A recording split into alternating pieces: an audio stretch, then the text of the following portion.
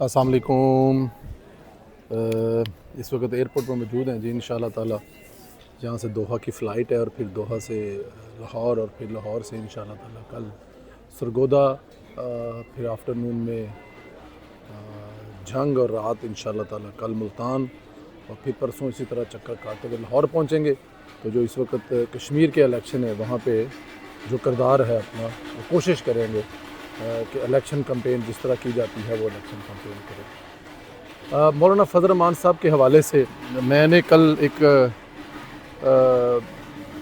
Vlog का part किया तो बहुत सारे दोस्तों को इस वक्त एतराज़ था कि आप इतने सॉफ्ट और इतने प्यार और इतने मोहब्बत से, मैंने कहा ये किसी को पैगाम देना होता है, मैसेज देना होता है।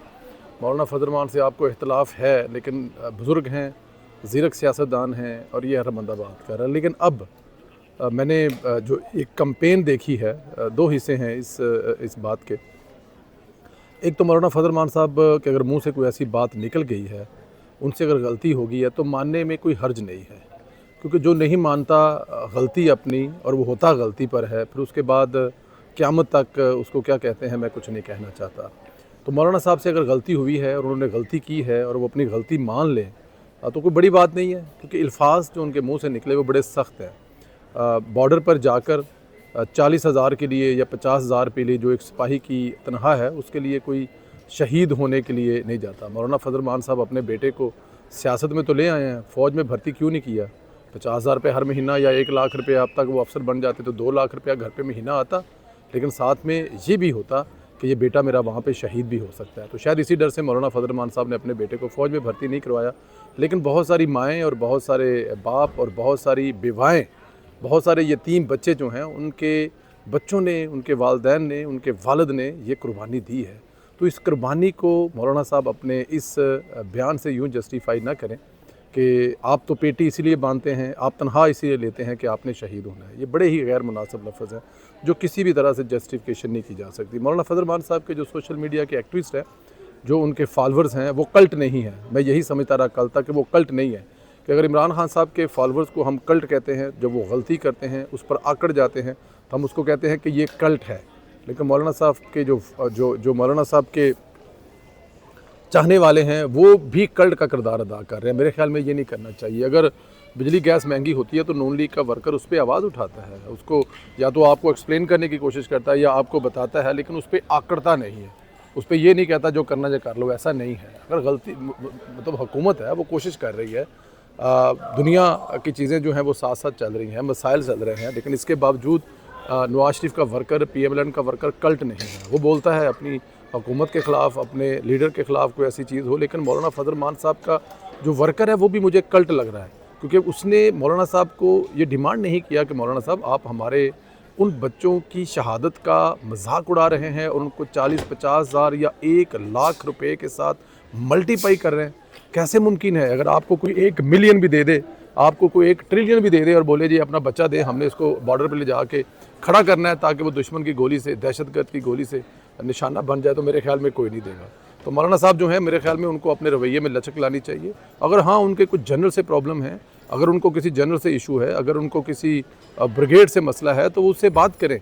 अगर वो इक़्तिदार में नहीं है तो उनसे बात करें। अगर वो इक़्तिदार में आना चाहते हैं तो उसका कोई तरीक़ाकार होगा, लेकिन ये तरीक़ाकार नहीं है कि जो इस वक्त आपके बच्चे, इस वक्त आपके जवान, चाहे वो KPK में शहादतें पेश कर रहे हैं, चाहे बलूचिस्तान के जो हालात हैं वो आपके सामने हैं, और आप उन लोगों को इस बात से मल्टीप्लाई कर रहे हैं कि वो शहादत जो है उनकी, इसके बदले वो लाखों रुपए लेते हैं। बहुत ज़्यादा है। मौलाना साहब मैं फिर यही कहूँगा कि अगर आप जो है वो इसको इस तरह से देखेंगे तो मेरे ख्याल में ये गलत है। अगर इस पे गलती को मान लेंगे तो इससे कोई फ़र्क नहीं पड़ेगा। आपकी गलती जो है वो मानने से गलती नहीं रहेगी, बल्कि आप उस गलती को मानकर अपने लिए और अपने फॉलोअर्स के लिए आसानियाँ पैदा करेंगे। और अगर आप इसी तरह लगे रहेंगे तो फिर वो आपकी मर्ज़ी है, इस पर आपको क्या कहा जा सकता है।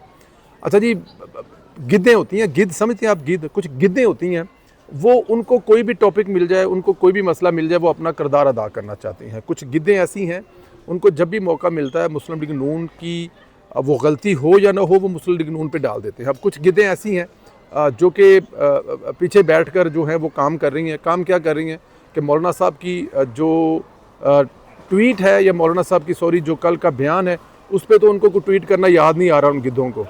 वो ये तो नहीं कह रहे मौलाना साहब के मौलाना साहब आपने गलती की, आप हमारे शहीदों को मतलब ऐसे कैसे कह सकते हैं। लेकिन वो क्या कर रहे हैं कि वो पीछे बैठ कर जो है पाकिस्तान मुस्लिम लीग नून के जो फॉर एग्ज़ाम्पल ख्वाजा आसफ साहब, जो उनसे 20 साल पहले की एक तकरीर है जिसमें वो परवेज़ मुशर्रफ की हुकूमत के ख़िलाफ़ या परवेज़ मुशर्रफ के ख़िलाफ़ ट्वीट कर रहे हैं, तकरीर कर रहे हैं, जिसमें वो बता रहे हैं कि किस तरह एक डिक्टेटर जो है वो एक हुकूमत को ज़ेर ज़बर कर देता है, जो कि 2/3 अक्सरियत वाली होती है, आइन को मुअत्तल कर दिया है, जेलों में डाल दिया है। तो वो परवेज़ मुशर्रफ के ख़िलाफ़, उस डिक्टेटरशिप के ख़िलाफ़, उस डिक्टेटरशिप रवैये के ख़िलाफ़ जो है वो तकरीर कर रहे हैं। और वो जो गिद्धें हैं वो गिद्धें जोड़ रही हैं अभी मौलाना फजल रहमान की तकरीर से। मौलाना फजल रहमान की तकरीर एक डिफरेंट तकरीर है, उससे उसका कोई तल्लक नहीं है। अगर मौलाना फजल रहमान साहब समझते हैं कि इस वक्त मुल्क में किसी डिक्टेटर ने मार्शल लगाया हुआ है तो फिर वो खुल कर आए, उस डिक्टेटर के ख़िलाफ़ करें, जिस तरह ख्वाजा आसफ साहब ने डिक्टेटर के ख़िलाफ़ बात की थी।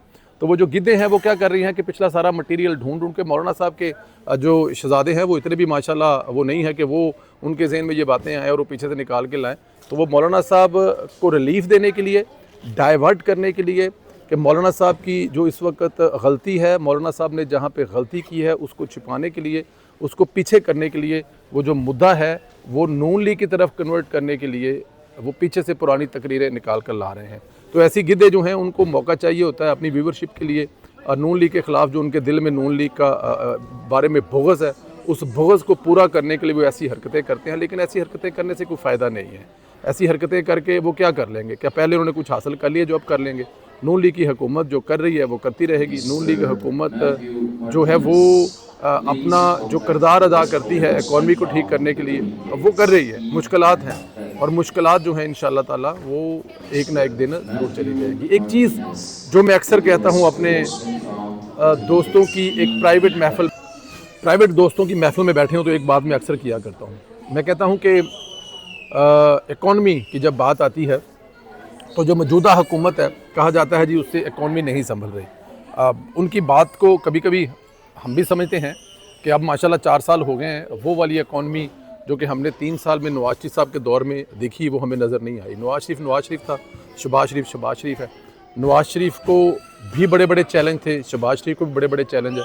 शहबाज शरीफ ने जो मुल्क डिफ़ॉल्ट होने वाला था, जो कि इमरान खान साहब डिफ़ॉल्ट करके जा रहे थे, उस मुल्क को डिफ़ॉल्ट होने से बचाया। फिर उसके बाद हमारी बदकिस्मती, पहले इंडिया के साथ हमारी लड़ाई, फिर ये जो लड़ाई हमारी नहीं है इसको भुगत रहे हैं, लेकिन इसके बावजूद शहबाज साहब डिलीवर कर रहे हैं। लेकिन वो जो नवाज शरीफ का दौर था ना 2013 वाला, मैं अल्लाह करे कि हम आंखें बंद करें और वो 2013 स्टार्ट हों और वो इलेक्शन हो मई में, और मई में जो इलेक्शन हो उस पर नवाज शरीफ साहब जो हैं इक़्तिदार संभालें और ये वो तमाम मसाइल जो यहाँ पर इस वक्त पाकिस्तान को फेस कर रहे हैं वो तमाम के तमाम 2-2.5 साल में हल कर लें। नवाज शरीफ साहब ने उस वक़्त जो मुल्क ज़ाहिर परवेज़ मुशर्रफ छोड़ के गया था, उसके बाद जरदारी साहब ने 5 साल की जो बारी लगाई थी उसमें जो रगड़ा लगाया था, उस रगड़े से मतलब जब हम निकले और नवाज शरीफ साहब के पास क़यादत आई तो अल्लाह का शुक्र, अल्लाह की रहमत, अल्लाह का करम कि अल्लाह पाक ने अगले सिर्फ 1.5-2 सालों में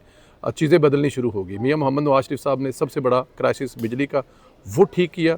दूसरा बहुत बड़ा प्रॉब्लम ड्रोन अमेरिका को दिए हुए अड्डे और जो दहशतगर्दी थी, जंग सी, उससे जान छुड़ाई, एक बहुत बड़ा ऑपरेशन किया इसी बजट के साथ जो उनके पास बजट था। फिर कराची की तरफ गए, कराची के जो बिज़नेसमैन थे उनको एतमाद में लिया और कराची में एक क्लीन अप किया, ऑपरेशन किया और वहाँ से जो दहशतगर्दों का टोला था उसको ख़त्म किया।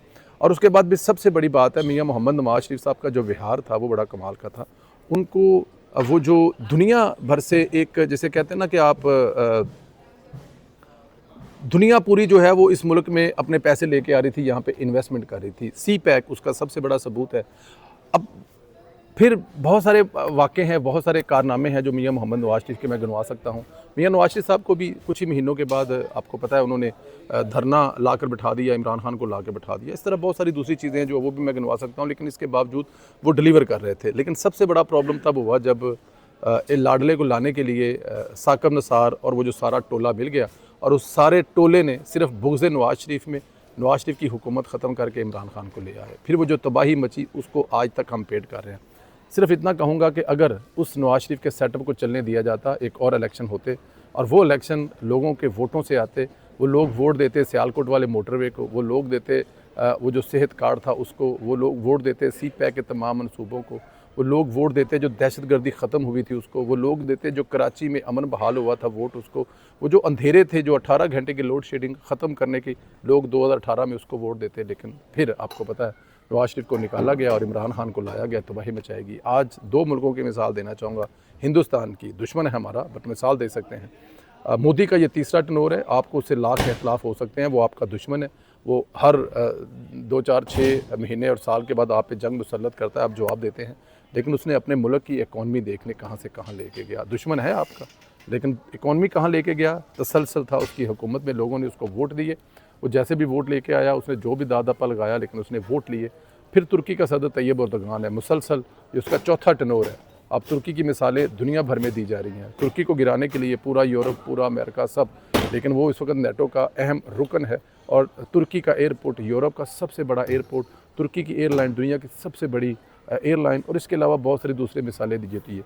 ये हुआ कब, वो लीडर जो डिलीवर कर रहा था, जिसको लोगों ने उसके डिलीवर करने पर वोट दिया, उसने डिलीवर किया तो आज यहाँ तक पहुँचा। तो अगर 2013 में नवाज शरीफ की हुकूमत ना गिराई जाती 2016-17 में, और नवाज शरीफ जिस टीम के साथ काम कर रहा था, मैं अब नवाज शरीफ की टीम पे नज़र उड़ाता हूँ, अब मैं नाम लूँगा तो वो फिर आप इतराज़ करेंगे कि ये लोग तो इसमें से कुछ शहबाज शरीफ के साथ भी हैं, लेकिन लीडर नवाज शरीफ था जो इन चीज़ों को समझ सकता था। ख्याल रखें, इजाज़त दें, इंशाअल्लाह ताला कल से पाकिस्तान की फ़ज़ाओं में होंगे। अल्लाह पाक आपको अपने हिफ्ज़ मान में रखे। मैंने नज़र आन रहा जिन्नियां सवारियां ने वो जहाज़ ले जादियां पईयां ने, इस तो पहले कि 2 हाल जहाज़ निकल जाते मैं इत्थे बैठा रहा। इजाज़त देंगे। पाकिस्तान जिंदाबाद, पाकिस्तान हमेशा जिंदाबाद और पाकिस्तान हमेशा सलामत। हाँ, कश्मीर के इलेक्शन के लिए इंशाअल्लाह ताला जी पहुँच रहे हैं, और कश्मीर का जो इलेक्शन है कल पहुँचकर फ़ौरन जो है वो ख्वाजा साद रफ़ीक, नौशा रहमान और शायद राशन रसूलुल्लाह साहब भी जो इस वक्त पंजाब के हलकों में कैंपेन चल रही है। अच्छा, ये पंजाब के और जो दूसरे 1 से 33 के हलके हैं, ये 2 अलग-अलग हलके हैं। इनको चलाने वाले यहाँ पे कुछ और हैं कैंपेन, और वहाँ पे चलाने वाले कैंपेन कुछ और हैं। तो जो ये वाला हिस्सा है कल इनको ज्वाइन करेंगे। कल इंशाअल्लाह ताला बिलाल भी हमारे साथ होंगे, बिलाल रिजवान हमारे साथ होंगे इंशाअल्लाह ताला, और बिलाल कियानी साहब जो है वो भी इंशाल्लाह हमारे साथ होंगे। तो टीम किस तरह चलेंगे, पहले इंशाल्लाह ताला हम पहुँचेंगे सरगोदा से जाएंगे झंग से रात को मुल्तान, और फिर इंशाल्लाह वापसी पे मियाँ चन्नू लाहौर पहुँचेंगे। 2-3 दिन लाहौर चीज़ें करेंगे और फिर इंशाल्लाह ताला मुज़फ़्फ़राबाद की तरफ चलेंगे। तो इस वक्त अगर देखा जाए, अगर कैंपेन अगर वहाँ पे कश्मीर में हो रही है तो हमें नज़र आ रही है कैप्टन सफदर हमें हर आधे घंटे के बाद किसी न किसी जगह पे जलसा करते नज़र आ रहे हैं, या किसी न किसी जगह से लोगों को दूसरी पार्टियों से खींच कर अपनी पार्टी में लाते हुए नज़र आ रहे हैं। अमीर मुकाम साहब नज़र आ रहे हैं, तारक फजल साहब पहुँच गए हैं, राणा सनाउल्लाह साहब भी पहुँच रहे हैं। तो अगले जो हफ्ता है उस हफ्ते में कश्मीर का इलेक्शन आपको जोबन पे नज़र आने वाला है, क्योंकि बिलावल भुट्टो जरदारी साहब जो है वो भी इलेक्शन देने जा रहे हैं, और इंशाअल्लाह ताला हम भी अपना हिस्सा डालने आ रहे हैं। बड़ा बिजी है, मसरूफ़ तरीन ये टाइम होता है जुलाई में हमारे बिज़नेस हमारे काम में, लेकिन काम अल्लाह के हवाले करके और बेटे की ड्यूटी लगा कर इंशाअल्लाह ताला आ रहे हैं। अल्लाह हमारा आना कबूल फरमाए। हम अपना हिस्सा डालने आ रहे हैं, बाकी उसकी ज़ात जाने और वो जाने। मुलाकात होती है, ख्याल रखें। अल्लाह हाफ़िज़।